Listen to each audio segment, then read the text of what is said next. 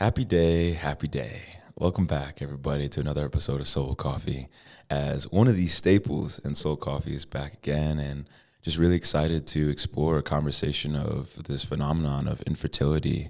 As in my chiropractic practice, I take care of about 65-70% women, and I don't think any coincidence that I'm starting to see a little bit more infertility come up on, the intake forms and having some very important discussions. And in the pre-chat with Dr. Danielle, I think she's the perfect person to dive in and explore things, being in her pelvic floor therapy practice and being a women's health chiropractor, and the book club that we started a few weeks back with a few folk here in the Wild Creative, which was something that was mentioned in episodes 25 and 28, where she was a guest.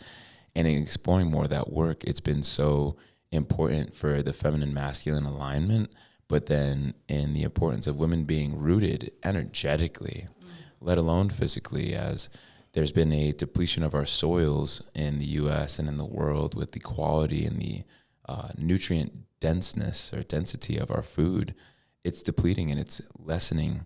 And at the same time, there's so many women, so many people, but so many women who have had a depletion of their energy and a depletion of their bodies and a disconnection from their bodies.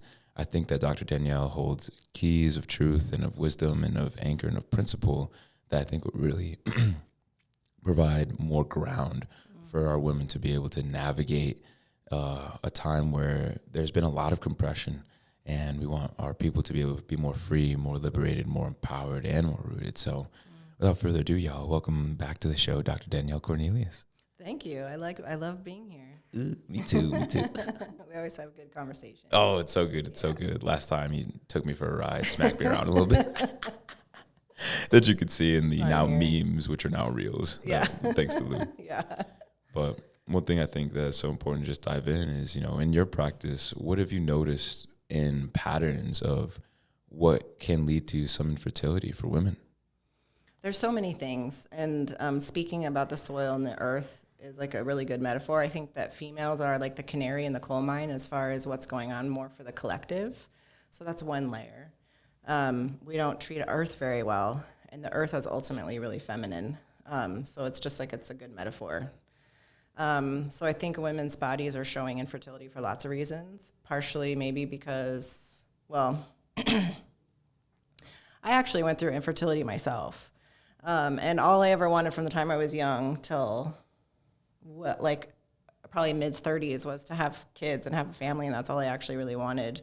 And it was a lot of deep grief and a lot of pain and suffering that I had to go through. But once I got to the other side and the healing of it, I'm actually surprisingly so happy that I didn't end up having kids, that it's really weird. And so I've been able to help women who come to me for infertility, just being somebody who can really embody, sometimes you don't really know what the path is going to be. And you have to trust a little bit, and you can be okay on the other side of it. So there's that. But I've also had a lot of experience helping women with infertility, and the vast majority of the people who come to see me for help with fertility end up getting pregnant and, having kids and being happy. And women who haven't, a few of them, as we delved into it energetically, the couple of them were well, actually, when I really delve inside, I don't really actually want to get pregnant. And I'm well, that's why you're not getting pregnant too, So there's so many facets. One of them is I think a lot of women are programmed that that's the only thing that brings us value, or the only thing of value that we bring to the table. Some people have that on a deep level. And so there's a lot more that work that women need to do in the world. So some of us weren't meant to have kids because we were meant to be the cool auntie and have lots of I have lots of time and space for my friends' kids and for women in very deep ways. And I don't have to come home haggard at the end of the day and have to take care of everybody again, because I can take care of people in my work. So I can just give it my all. So there's the metaphor of how we treat the earth is how we treat the feminine. There's some women aren't necessarily meant to, and that's okay, and learning how to come to terms with that, how to use your creative feminine energy, that gestational energy, like I still bring a lot of mothering energy to everywhere I go. Yeah. Like it's just part of who I am. Mm. And I can give it to more people who need, we all need more mothering energy. Because like mothers now are like also, most of them are working and in their masculine all the time. Because we've kind of like valued the masculine work world, but we've still continued to devalue the feminine, even as feminists make moves to be more in the world. But we need to kind of learn how to honor the feminine in all of our systems. So we do need more women in the workplace, but we also need more men who want to like help with the home fires. And so we haven't really come into a good balance with all of that yet. So it's confusing, I think, on many levels. So there's those kinds of layers. But when it comes to fertility also, the treatment for fertility tends to be like top down. Like take these pills or do these procedures or track your temperature every single day, which is such a masculine activity. You know, a lot of women have to learn how to get into their feminine energy, which is really kind of difficult in a lot of ways, like deeply feminine. And I'm not talking about like high heels and red lipstick. It's like the feminine. It's like a whole different way of life. So. Man, we can even just explore in those three topics as I know. I wrote down mothers in their masculine, and mothers probably in their hyper masculine. As I mean, just exploring while creative, it's nice to have more understanding like how your creative energy is currency, and I love that because in any push that people might be pushing to be more successful professionally or financially or whatever it may be, I've noticed that there's only so much energy and there's so many things that you can do during the day, but how are you getting inspired and what center are you working from? So I love how you mentioned, women being from their creative center, and the concept of flow and go. Like we're supposed to be able to be still, to be able to reflect, to be able to integrate, to be able to dream. I think Tammy Kent talks about dream cultivation. And then from that literal inspired space, because you're more connected to source, you're more connected from your soul's energy and what you're creating and what you want to bring forth, then you're moving into that versus the external circumstances, thoughts, people that are then influencing you or manipulating you or, trying to tell you how you need to be. It's more sustainable because I love the quote. It's then you're creating from what you want to do. Yeah. Desire, which a lot of people like to, a lot of mind control likes to keep people away from desire. Because the desire is what actually fuels. Like, that's what I want. That's what gives you energy to, like, to go after it. Like, I've been able to go after certain things in ways, like, when I'm in complete depletion even, because it's like, I can't not do it. And that's what desire does. It can keep you, it's a fuel to keep you going. So to me, like, when someone's in burnout, there could be a physical component of it. So some of it's just learning how to manage your energy and, like, create boundaries, but some of it's like you're not in alignment with your soul or what you even want. Like, take soul out of it. So do you even want to do this? Like, making it super simple. Yeah. Because principles are simple, and I think that there's confusion around like the work home dynamic. Kind of see that as like mind body, mind being almost like home, and that's where energy can be cultivated, restored, cultivated. That's supposed to be the sanctuary. And masculine and feminine, as a reminder for everybody, it's interchangeable. Like as a man, I have feminine and masculine energy that then comes through in my expression. Same thing. Yeah. Like, it's just how you express yourself and direct your energy. You can take the gender part out of it completely and think about it right brain, left brain, because we're more left brain dominant, which is right body. You can think of it as being versus doing energy. You can think of it as like parasympathetic versus sympathetic nervous system tone. Just for different types of people to think about that masculine and feminine. I'm even trying to use those words less and less because people have an idea of what that means, and that masculine goes with men and feminine goes with women. And it does to a certain degree because our bodies, like female bodies, embody the feminine energy. So you can look to our bodies to see kind of what feminine energy is, but everyone has masculine and feminine. And it's a spectrum. It's not a binary because we're not machines. We are organic.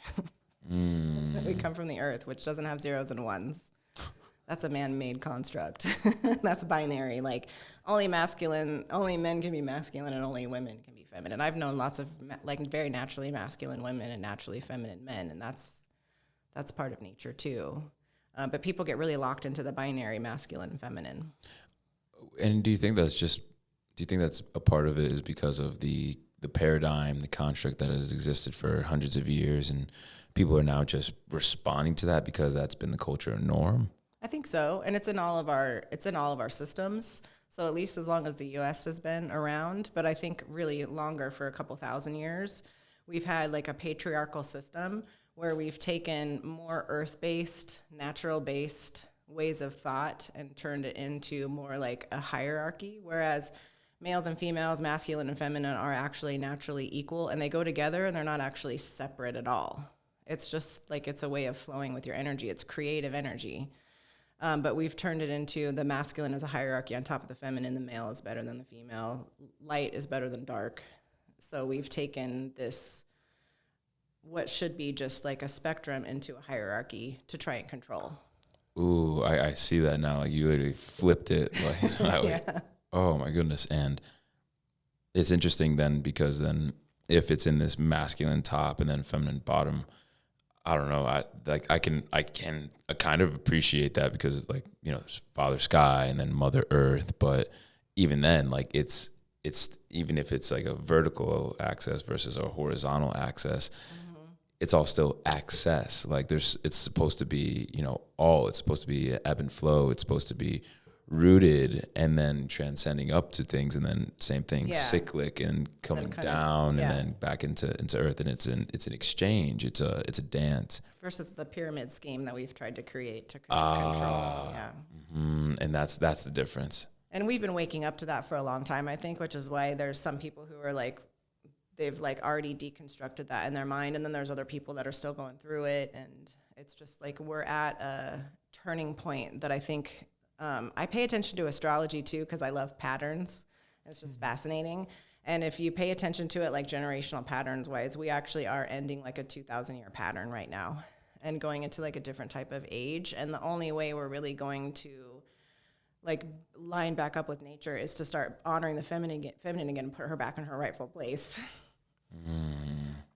And that goes with darkness. So like racism is part of that too. That's why sexism and racism go together so well. Because it's also demonizing anything dark, because dark is feminine, feminine is dark.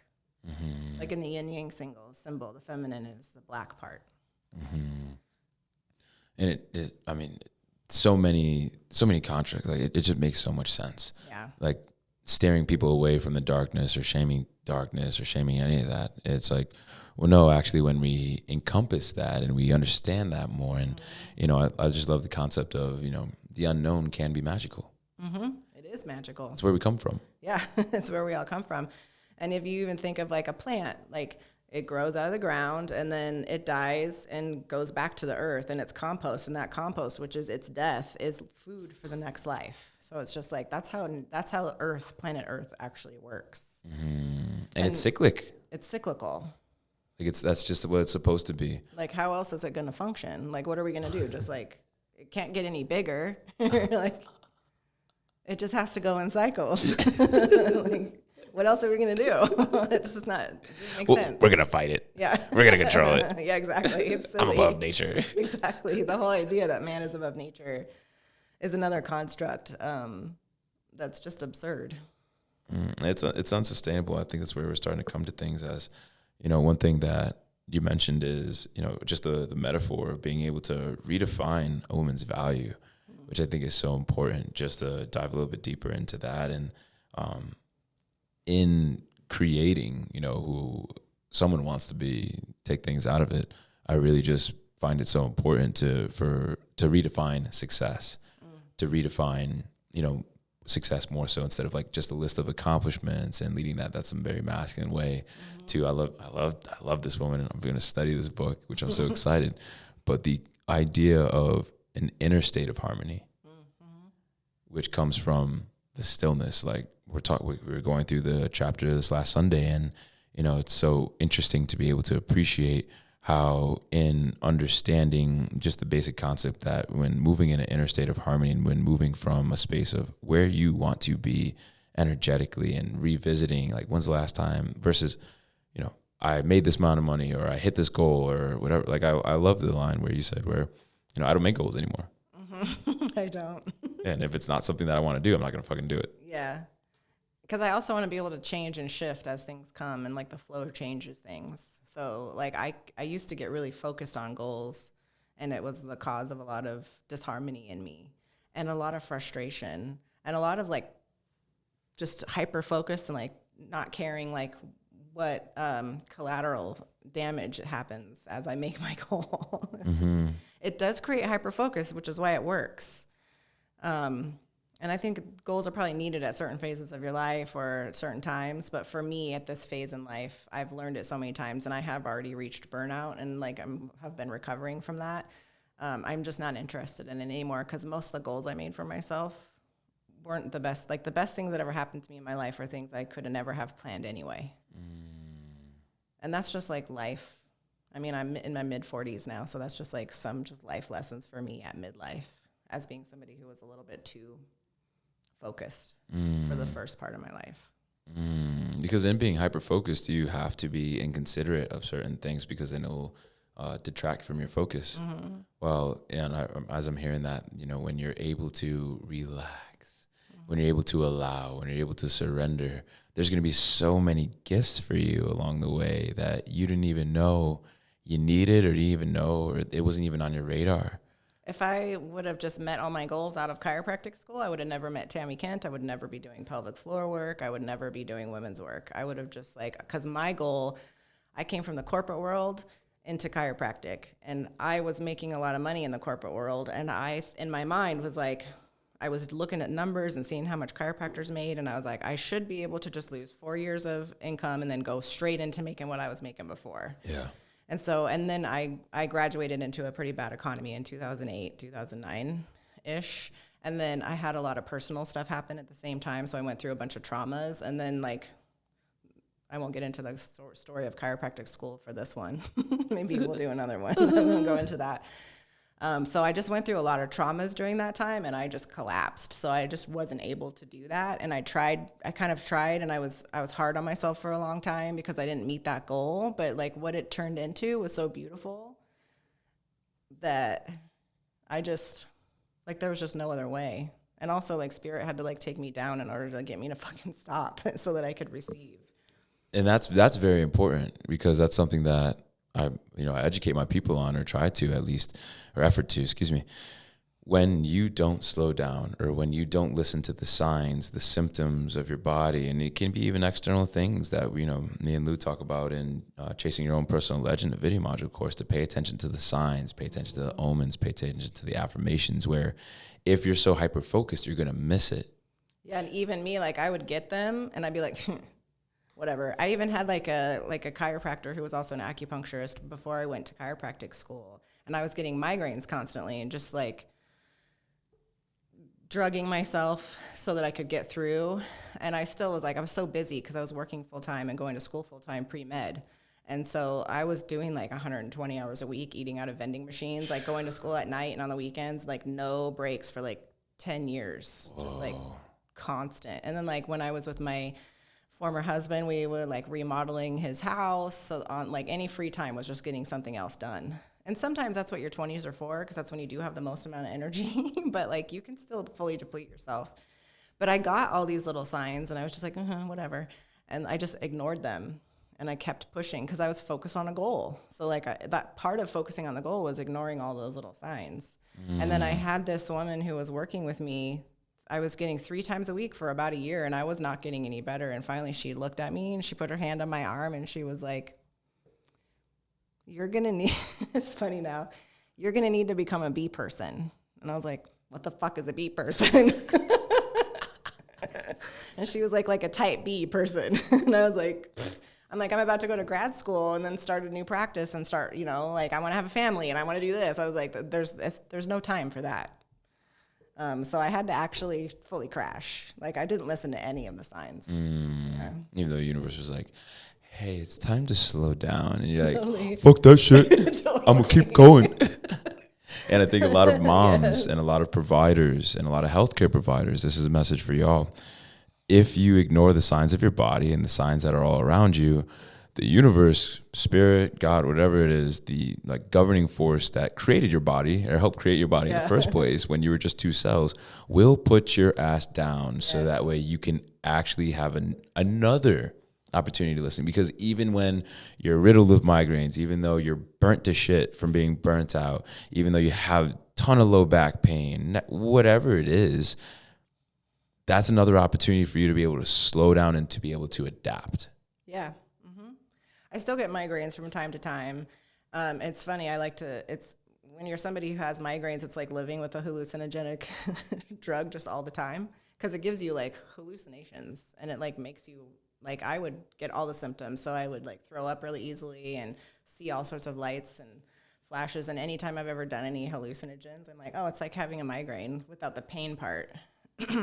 So, I don't know why point of was that, but sometimes I still do because like I'll catch myself just out of the habit of, well, I only have so much time because it's only a matter of time before something happens to my body to take me down. So I have to like jam it all in to this shorter period of time. I have to catch myself and I'll catch myself. My body will take me down for a period of time and I have no control of it. And I get really frustrated still because I'm like, I want to be able to control this. So it's like still an ongoing lesson, even for somebody who's been deeply devotionally studying the feminine for the last 15 years. And bringing it back to fertility, it's interesting because we have all these ideas and sometimes we'll get these like hits from spirit or from our own brain or whatever you want to call it. And we'll want to just move forward. But we talk about having limits of matter. Like we are in limits of matter. The word matter even comes from mater, which is mother. Oh, shit. We got another one. I didn't know that. Yeah. So it's like, that's the feminine teaching us, like on this planet, we are here to also learn how to be in harmony. Like we are here to create, but we're also here to like experience sensation and experience like all these gamut of emotions. If you think, if you really do believe in spirit and that we come in here to incarnate, to learn lessons or for whatever reason we come here to experience what this planet has to offer, including its limitations, and also to experience the sensations. When we're in the spirit world, we can't feel all this grittiness. We can't, it's like, and it's intense. And some of us are like, I just want to go back to not having these human experiences, but that's why we're here. That's why we're here. That's literally why we're here.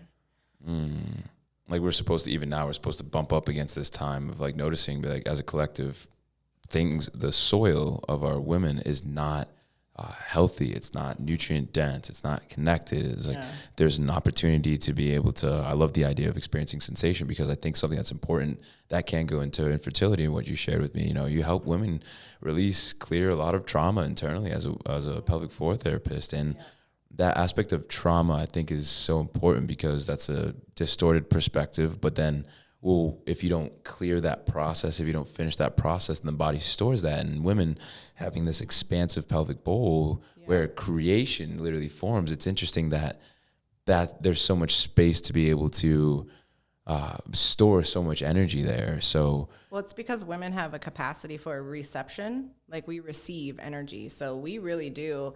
I believe that males are physically more powerful, but we are energetically more powerful.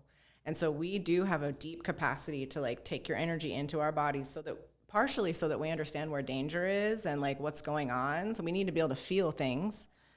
But we're also meant to like release them, but nobody teaches us this. And women also have the capacity for gestation. So we can hold things for a really long time and just carry it around like a container. Damn. And even anatomically, the shapes of our pelvises, women's pelvises are shaped more like a bowl. They're more oval, and male pelvises are more square. Like when you look at the anatomy, it's really obvious. And like men and women, I think, are more the same than we are different. But the differences we have, especially in the pelvic bowl, that's like where that's where the differences are the most vast. That's where it is a little bit more black and white. So. And with women's ability to be able to hold things for a long time, and for women to receive those two points of awareness, I think are very important, because then I think the question becomes, well, what are you holding on to? what's affecting you, and how long do you want to hold on to it for? Yeah, and that's what we do when we're doing pelvic bowl work with women. And that's what you can find in Tammy Kent's, her first book, Wild Feminine. Like, that's a really great resource for women because it has a lot of energy medicine in it and teaches them how to like clear out all that energy from the bowl. And I've seen women be so resilient too. It's like I've been doing pelvic floor work now since 2011. And I've heard so many horror stories, just like so many. And I've seen how quickly women also can clear it out and come back to a place of resonance in their energy. Because they just don't know that they don't need to store it. They don't even understand that it's being stored. Like, how much density is there? Almost every single person who comes to see me after the very first session, they're like, I just feel so light. It's because we've cleared out density from the pelvis. And trauma, it's like, you're reading Waking the Tiger. That's one of my favorite books. And it does talk about how in nature there's trauma all the time. There's life and death every day. And animals don't hold on to it like we do, but we have that cortical layer of our brain that helps us like hold on to memories and stuff. And so we can hold on to something and keep telling the story over and over. But people can even go through trauma. And when they have like help and resource in that moment, or they're able to even resource themselves, they can clear out really intense trauma right away. But sometimes people don't have those. They don't have the capacity or the right people around them, or they don't have the knowledge or whatever it is to be able to clear out that trauma that just happened. So it just gets stuck, and then it gets stuck in the actual body. That's why I see a lot of people who maybe will get adjusted a lot for low back pain, women, and then they still have that same issue when other issues are clearing up. It's usually when they come to see me after that, there's a story that's stuck in one of those muscles and deep inside the pelvic bowl that needs witness, usually from another woman, because that they'll go all the way to release it. And then they'll have some sort of emotional response, usually, not always. And then that muscle, I will literally feel it like holding so much tension. And then when they tell their story, it just starts to, and then they get up and they're like, oh, I don't have that pain anymore. Oh man, that's still so fascinating to me, because you put a physical location to things. And when I was reading Healing Trauma, like it gives I think the cheetah example, where it's like cheetah's just playing, but then a lion comes in and they run up the tree, and then they go back in, then they survive clearly, then they go back and they actually like they almost like practice, or they play with things. So it's like they integrated the trauma, they know that they're good, they come back down and they like train it, or they just practice different ways about it, and then they go back to just living life. But one component to that is community, which I love the idea, because there can be, especially I think in different workplaces, there's just this concept of isolation. And when you isolate yourself, you are then burdening yourself with then the impulses or the stimuli, the traumas from the world, which then if you're holding in your pelvic bowl, you're holding in your muscles, well then of course that makes sense, because you're missing such a vital aspect to helping process things, which is community. And women obviously have you as a freaking avenger in their health regime and their routine. So that's so important to help clear things. I think that speaks to another, and we spoke about two things right now that impact fertility. One is the tension in the pelvic bowl. So when there's tension in the muscles, and I work in the internal muscles, so those internal muscles just holding tension, most of those muscles that attach to the inside of the very low back, so like the tailbone and the sacrum from the inside, those are the muscles that hold our sense of safety and support. So when women don't feel supported, those muscles hold tension, and there's no like movement in the pelvis. There's not as much blood flow. There's more congestion, so that makes it way harder to have a baby. Too much tension. Like there needs to be it needs to be more dynamic. And then with the community aspect of it, Tammy, my teacher, she had another teacher from Africa, Sabonfu Some, I think, and his wife, and I cannot remember the name, but I will look up their books. I don't think either one of them are living anymore, but I think they have some books. They're from villages in Africa. And the woman, she said she didn't know who her mother was until she was like 5 years old. She didn't realize that she came from a single woman, because they lived so much in community. And so I think a lot of women deeply instinctually know that there's a lot of work coming, because women really need like a full year to just recover their bodies after having a baby. and we give them like 6 weeks, expect them to go back to work. So there's this also deep knowing, like, what am I doing to myself? What am I bringing into the world? We are also isolated in like our little homes with our like family units, but we don't live in community as much. And it's really important for trauma for us. Like, one of the best ways to heal trauma is to co-regulate with somebody with a nervous system that's balanced. And that can happen more easily when we really deeply live in community. Well, I hear the concept of elders as soon as you're speaking, because the elders have transmuted so much and they worked on so much. They have massive bandwidth, like grandma, massive bandwidth, because they've cleared so much and they're in a space of being able to just hold space because they've done, I imagine, a good amount of movement in their younger years, and then transitioning to, I think it's called the maiden, if I'm not mistaken, or like maiden, mother, crone is kind of a. There we go. I'm just trying to. I think there's a queen phase in between mother and crone. Now that we live older, but that's a whole other thing. And I love that because it just goes back to the hitting things in the community. It's almost like the cells or the muscle groups, the community in the body. Yes. When the community in the body, especially the muscles of tension, support, and suspension of keeping space literally in the pelvic bowl, of course, when those are tighter, of course, their psychological safety or the psychological level of support is minimized because it's in a tension state, which is reflective of a still charged energy that hasn't dispersed. And that's so important to be able to help let go, or, venturing into the sympathetic, venturing to the masculine. That body's like, oh, I gotta prepare to fight, or I gotta prepare to flee or whatever. So of course, bolt at any moment. That's what those muscles hold. It's like around the tailbone. It's people who are sitting up in their chair. Ooh. Like, so they could just jump instead of letting the chair hold them up. Ooh. Yeah. Ooh. And that, of course, you're not going to be able to, the environment isn't set for parasympathetic, which is rest, digest, and procreate. Exactly. A lot of women who come to see me, after 10 minutes of work, their stomach starts to growl, and they're always like, "Oh, I'm so sorry." And I'm like, no, I take that as a compliment. You're coming into rest and digest now, finally. You're releasing. And I can feel the muscles release, and then their stomach starts to growl. Wow. Because there's literally more space available, and they're also in a state, they're in a tone of healing. They're in a tone of receiving. They're in a tone of relaxation. Yeah. Oh my goodness. And from there, then you can receive the inspiration about timing. So sometimes with fertility, it's it's not the time yet. Ooh. And that's big because then it separates ego's timing.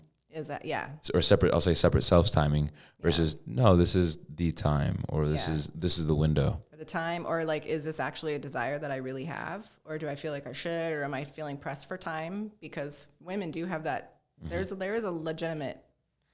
Although I don't know, I'm 47 and I think I'm more fertile than I've ever been in my life because I've had really weird menstrual cycles, and they fixed over the last couple years, which is really weird, but. So you never know. Timing can be really strange. Yeah. Yeah. So timing, do I actually really want to do this? Am I in the right space? Is my home set up for this? Am I really wanting this on the deepest levels? Is this something that I'm getting pressured from other people? There's so many things. So many things. There's an aspect to, I think, where when women are literally shifting into that receptive state and they're able to be hungry again, and I think it's important to highlight, the apology thing. So many women just apologize unconsciously. Yeah, it's very unconscious. For everything. Why is that important? Well, it kind of goes back to the hierarchy where women from birth are kind of taught that we're lesser than. And so we have just been taught from very, very early on to apologize, for taking up space. It's funny.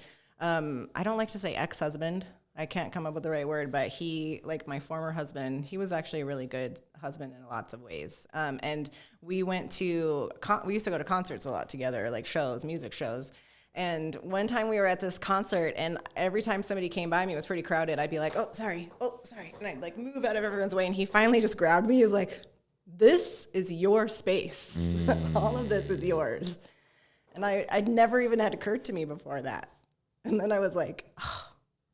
Then I got kind of I can't believe I've just been moving my whole body out of the way for everybody when I have a right to stand here and just take up some space.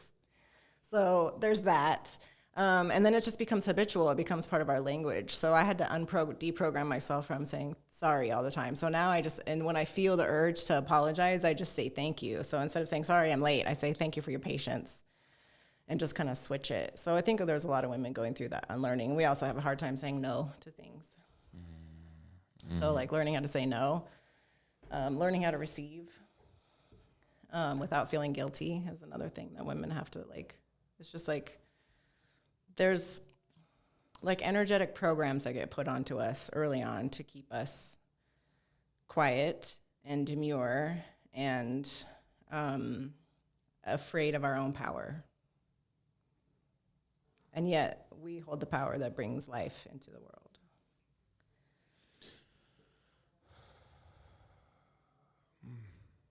I just love the invitation for more women to take up their space and own their space. Take up space. You get this space. So now this is part of when I'm working energetically with people, especially if they've had any boundary violations like traumas, rapes, sexual assaults, things like that. I really have them take time. I spend time with them to like claim their space, like all the space around you with your outstretched arms and a little bit more in a big sphere all the way around you is yours. You can claim it. Usually they cry. And I only laugh because crying can be a response or a mechanism to help bring someone back into the parasympathetic. Yeah. So they're literally in having the permission to feel their space and feel their space and feel their bowl. This belongs to me. Yeah. All of this is mine. Yeah. Yeah. And I think that's a big component to things. Like if you don't claim your space or you feel small in your space, well then you can't occupy everything. Your energy just simply doesn't occupy all the cells, all the muscles, all the tissues that are necessary to help cultivate and procreate life or bring about life. So if there's a lack of ownership of power, you've seen some of those. A lot of chiropractors were pretty into energy medicine, so we were geeked out on this stuff. But we've seen some of those like experiments where they can actually measure the electromagnetic field around the body, and we've seen like how we've mapped how our energy actually moves and cycles, and it's pretty physical. It's just invisible to the eye. It's intangible, but it's very real. And if you imagine somebody's collapsed their energy inside themselves, which happens a lot with women because we're taught to do that also, and males are kind of taught to like take up space and go out in the world, but we're taught to like go inside. And if you think about all of that's kind of collapsing in on itself, like no wonder women are the ones that have autoimmune diseases and migraines and infertility. Like a lot of those issues that we don't know how to solve are happening to women because there's these deeper like societal things that are happening that we're definitely going through. I think the time for that is over. Like it's done. Like we can't go back.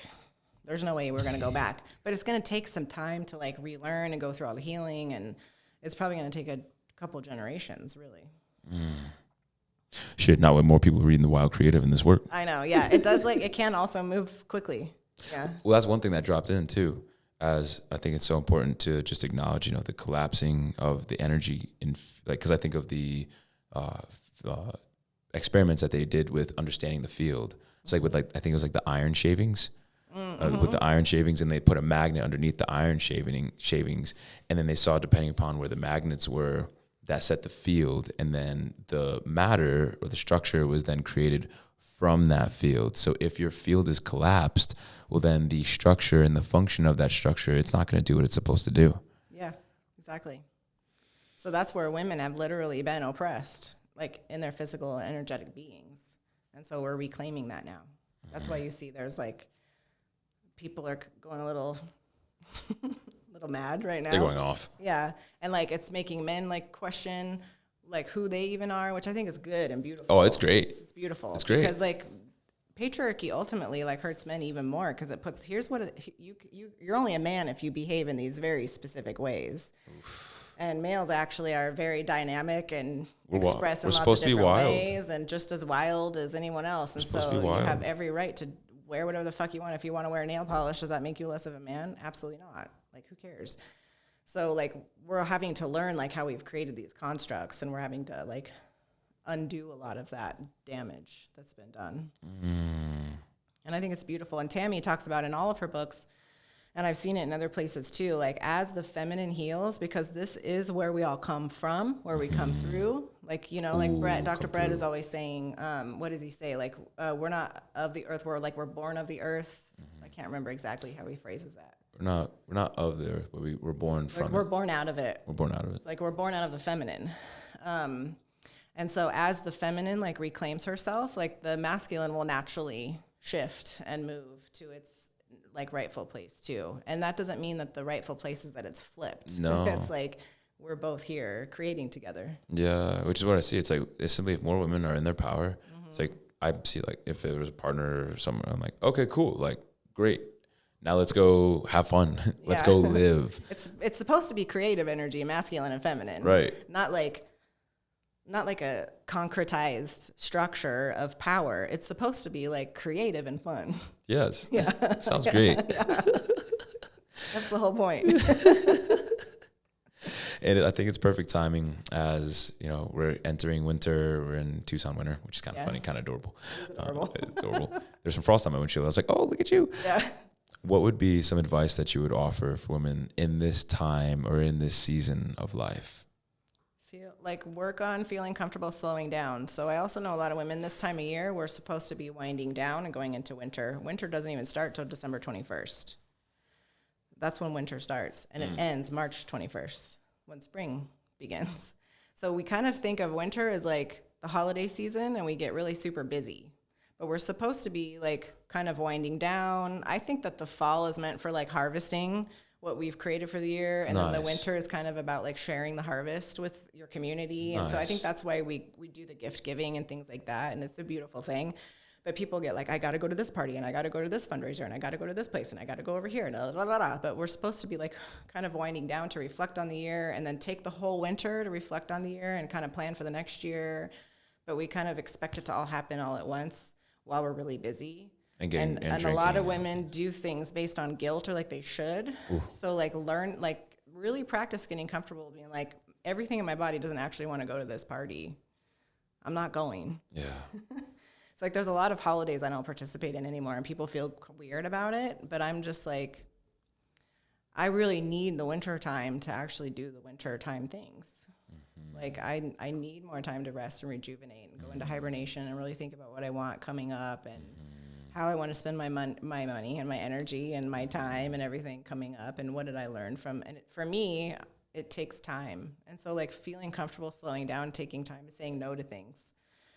Because I've also noticed as more women kind of stand up and say, I actually feel this way, they're going to notice that there's a whole lot of other women who actually also feel the same way, but they're all just kind of following the herd. So more permission to say no, more permission to slow down. And especially if women are dealing with fertility, you need to slow way down, probably. Like way down. Like what can you take way off your plate? Like what can you stop like ruminating on? Like just learn how to be. Like be with nature. Be with yourself. Be with your emotions. Slow down and be. Oh, man. Yeah. And that's true for everyone, not just women.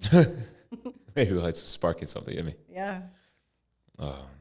Because I appreciate that so deeply. I think that's why it just hit me so big. To really, really allow people to slow down. And in the slowing down, one last part before we wrap this episode up is even when you slow down, you're still moving. Yeah. You're an energetic being. So even in being still, you're still moving. Mm-hmm. You're still moving. But you're allowing your matter to catch up with your mind. Yeah. You're allowing your body to catch up with your mind, and allowing yourself to listen to source, listen to, that deep knowing inside you that you might have just quieted. Like there was a very profound healing story at the source the other day, and it's a woman deeply inner masculine for the moment, but she's slowing down so much, and she's like, I feel like I'm disconnected from my intuition, or I lost that a long time ago. I was like, and I reflected on her, you didn't lose that. Yeah. I was like, that's always within you. I was like, you said it simply got so quiet, it's got so repressed. Yeah. You got to get really, really still and to be able to just listen to her again. I was like, because that's always within you. It's always within you. Your intuition's always really loving to you, so it's just going to be like, well, if you're not going to listen to me, then okay. And it can be a whisper. Sometimes it's these little whispers, and it speaks to us in ways that aren't logical.